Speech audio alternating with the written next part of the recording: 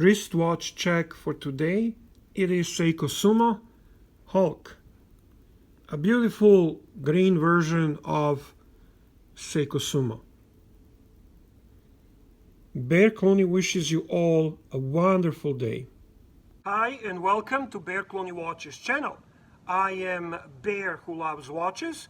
This is my cave, and on my wrist today watch we will be presenting. It is Seiko Sumo, Grumo, Seiko Hulk. So many cool names about it. This really cool green sumo diver. A watch that I enjoy tremendously. So, you know what? Let's not waste any time. Let's jump into Bear Clooney Watches studio and take a closer look at this green beauty. Let's go.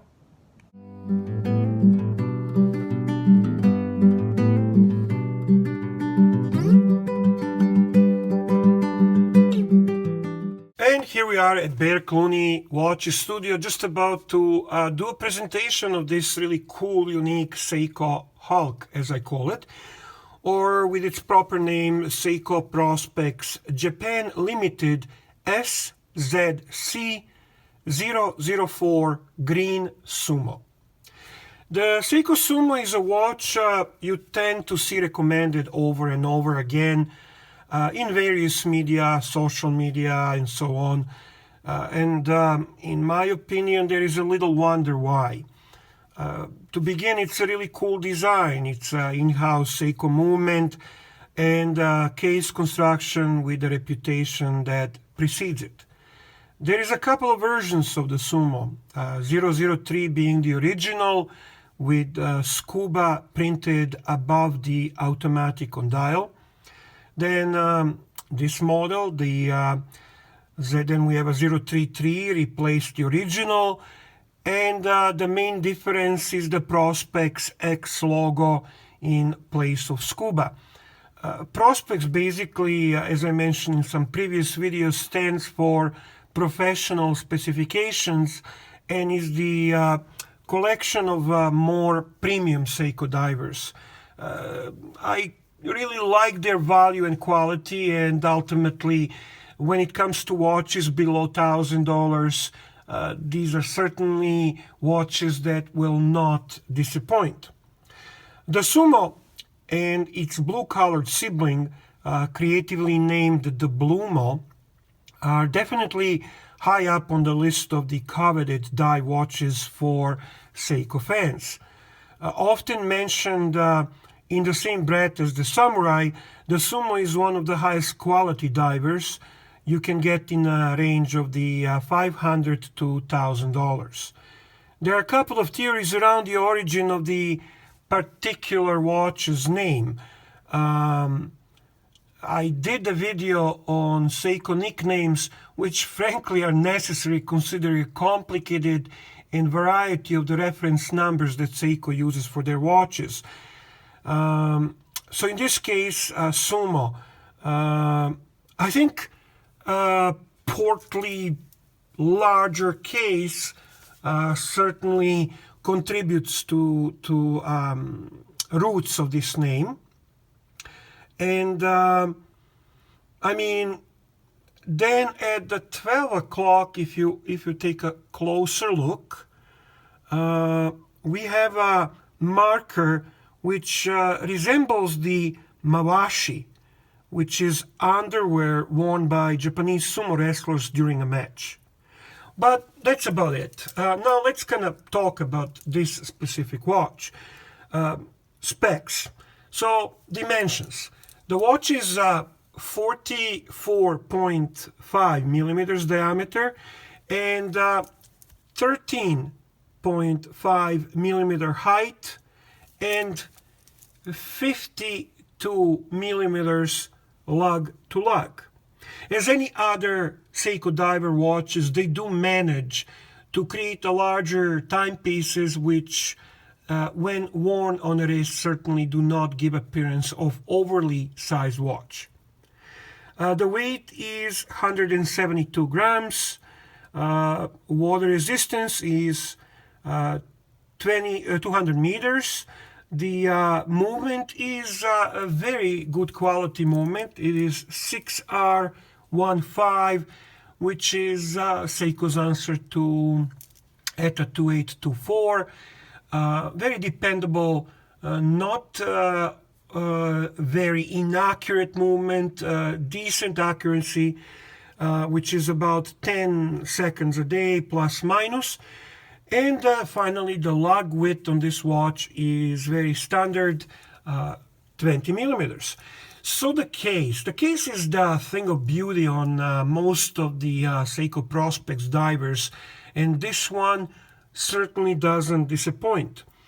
Seiko Sumo is basically epitomized by beautiful craftsmanship and flowing lines. I had pretty high expectations before this watch came to me, and it did not disappoint me. It certainly delivered.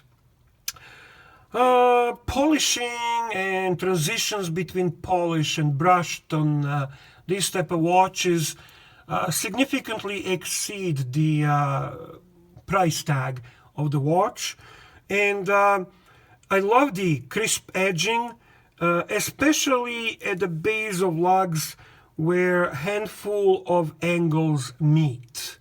It is something to appreciate, and it is, as they say, beauty is in the detail. So the polished and brush finishing is, as expected, flawless. The screw-in crown has a great grip, and it's beautifully shapely, as deeply engraved at the end. Drilled through lugs are always helpful for those who like to easily remove the bracelet and play with the different strap options. I am not one of those people, so this is not add-on value for me personally, but the wall doesn't circle necessarily or around Bear Clooney's needs. The screw-in case back, let's take a look, is brushed with the center polish section with the usual wave you often see on the Seikos. And I love the engraving on this. I think it's done in the tasteful and higher end level. Now, when it comes to bezel, the action on the bezel is excellent. The usual aligning issues with Seiko are not something I experienced on this piece. And here I go with my compulsiveness. I can't leave it not perfectly aligned. What can I tell you? I have a problem. Anyway, and then we come to the most beautiful component, I think, of this watch, which is hey, let's talk green. Let's talk Hulk. Let's talk watch that is a great option for those who simply cannot afford extremely high price of Rolex Hulk. I think this watch might do it for you. So the dial. There is nothing too outrageous when it comes to the dial. Seiko's primary concern of that is that of making it as legible as possible for diving. The hour markers and hands are bold, and legibility is excellent. The applied hour markers are loomed with a polished border around them. Trapezoids at 6 and 9, and triangle, I mentioned earlier, the marker at 12, with the remaining markers as discs. So what separates this watch from the others is obviously this beautiful green. And I think that's what got me excited when I saw this watch. This beautiful green dial and the beautiful green bezel. Some are complaining that the dial and bezel are not matching, but frankly, I think that people will always complain about something. I think they did a nice job on this watch, and I think for those who are fans of green in watches, as I am personally, will ultimately really enjoy this timepiece. Now, talking a little bit about the hands on this watch, they're interesting, unique design. I like the subtle lume block on the second hand. And with the minutes and hour hands taking a rather angular approach, which mimics the ethos of the case. These also have a polished base to them, so all the elements catch the light really well, making it a beautiful impression on the eye. The date window is simple. It's cut out of the dial with a white border. It's neatly done as you would expect, and the wheel is white with black text, just very legible. I like the deep rehaut, which contains a minute track within and provides a bridge between the dial and the bezel. And I think it adds to the good aesthetics of this beautiful watch. The bracelet on this watch is not disappointing. It is a 20 millimeter wide bracelet, which for a 44.5 millimeter watch, some might think it's too narrow. Personally, I love it, and I think it actually aesthetically suits this watch because, as I said earlier, Seiko manages to make 44 millimeter watches wear and look as 42. So this width of the bracelet, in my opinion, contributes to overall impression on that. The links are primarily brushed with polished sides, and inside there is basically polished kind of center link. Nice alternating finishes, keeping the eye busy and interested in this timepiece.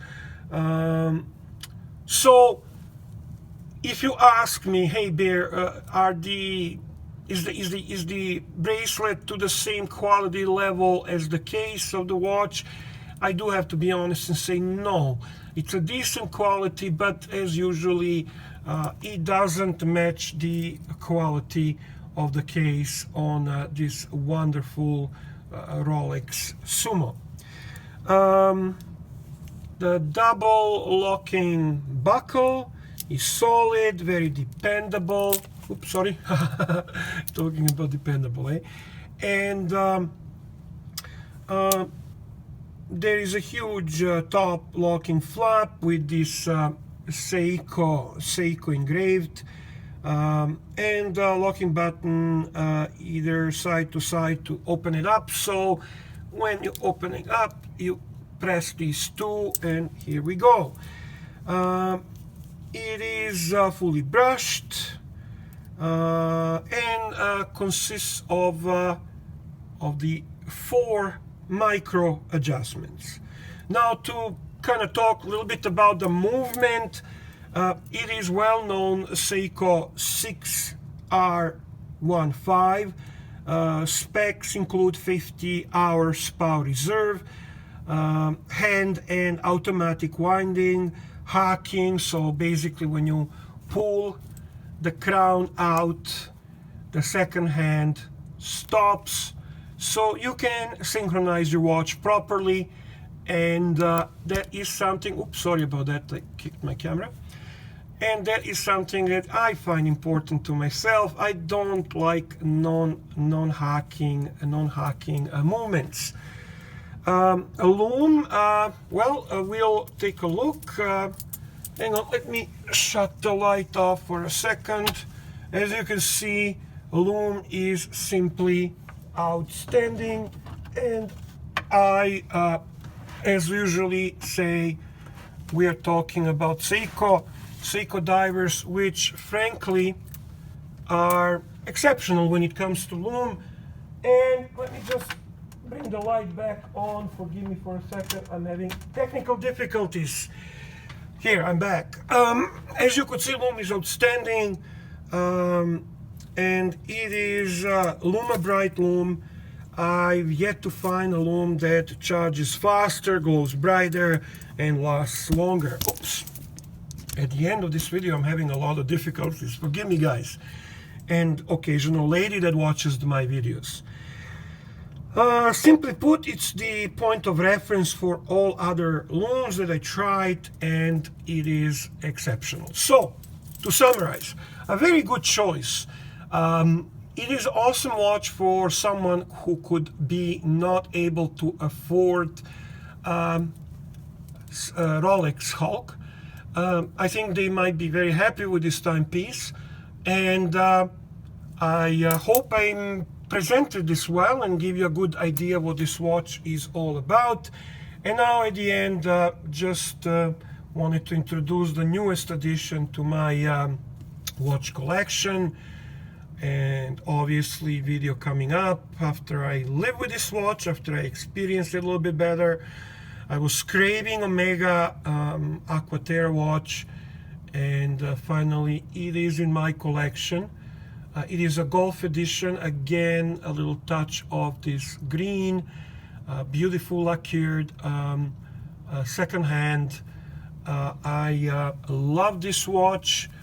I think it is absolutely beautiful, a very cool coaxial movement, watch worth Bear Clooney's attention. Thank you so much. Forgive me for a couple of minor incidents during this video in Bear Clooney's studio.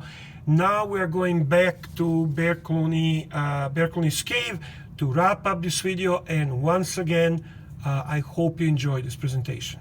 And we're back in Bear Clooney's cave. I hope you enjoyed this presentation. I think it's a cool watch. I love its color, I love its quality. And if you did like this video, please remember to click on like. If you like to join me in my search for the perfect timepiece, please subscribe. I appreciate your time, and I appreciate you being on my channel. All the best to all of you.